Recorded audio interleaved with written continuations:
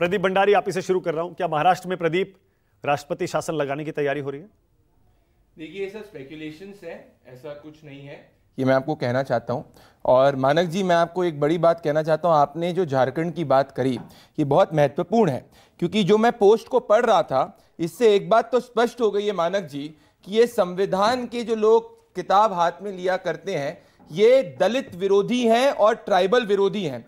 क्योंकि चंपाई सोरेन जी, जिनको इनने मुख्यमंत्री बनाया था, ये 3 महीने का समय का इंतजार नहीं कर सके। और देखिए चंपाई सोरेन जी क्या लिखते हैं, इससे बड़ा अपमान क्या कोई हो सकता है।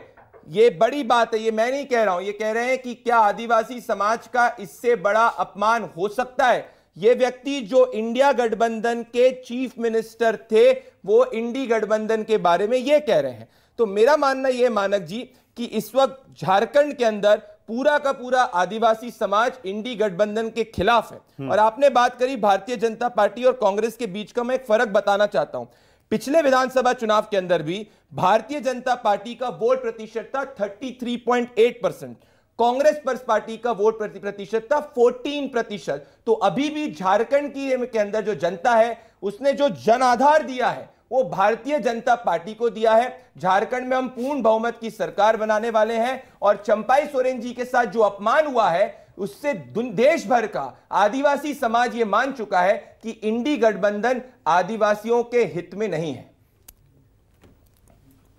मैंने महाराष्ट्र पे पूछा, आपने एक लाइन में जवाब दिया। झारखंड जो आपके लिए आसान है उस पर आपने इतना लंबा बोला।